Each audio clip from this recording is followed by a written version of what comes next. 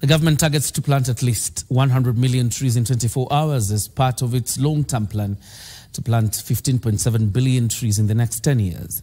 As the country gears up to map the inaugural National Tree Growing Day slated for Monday the 13th of November, each ministry, government, department and county governments have been allocated annual targets to not only plant trees but also ensure their survival to maturity. Here are details of the ambitious plan that, if executed to the letter, would change the country's environmental landscape. Monday will go down in history as the inaugural National Tree Growing Public Holiday.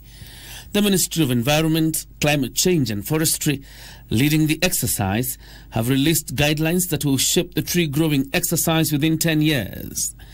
President William Ruto, his deputy, the Prime Cabinet Secretary, ministries and government agencies and departments, as well as county governments, will carry the bulk of the ambitious target, with the private sector also expected to chip in to improve the country's forest cover.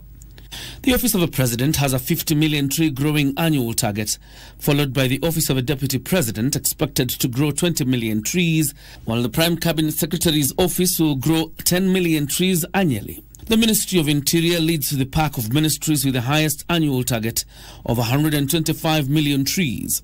The Kenya Forest Service, the lead actor in the conservation efforts, is the government institution with the highest target at 300 million trees annually, followed by the State Department for Basic Education and the Correctional Services Department with 200 million and 100 million trees respectively. The government appears to be keen on restoring tree cover in arid and semi-arid areas, with the expansive Marsabit County expected to grow 2 billion trees in 10 years, owing to joint efforts by the national government, the county government and other non-state actors, while Turkana County has a target of 1.2 billion trees, followed by Wajir and Garissa County with a 1.4 billion and 819 million trees target respectively.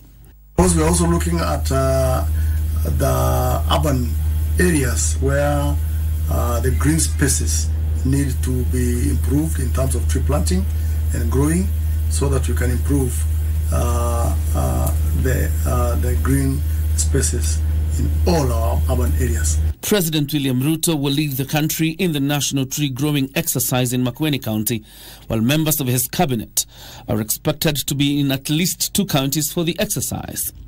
Kenya Forest Service says a minimum of 10,000 trees will be planted in each of the 47 county launch sites, while a minimum of 100,000 trees will be planted by stakeholders and the public.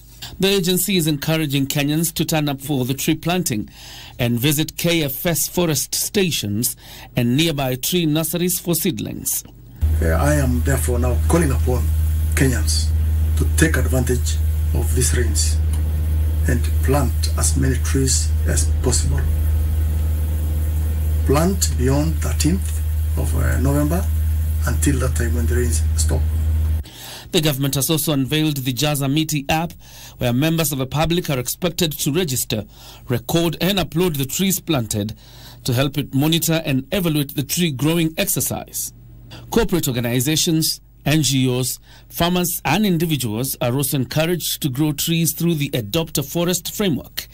This framework provides for KFS to avail land for tree growing and technical assistance for trees to be grown.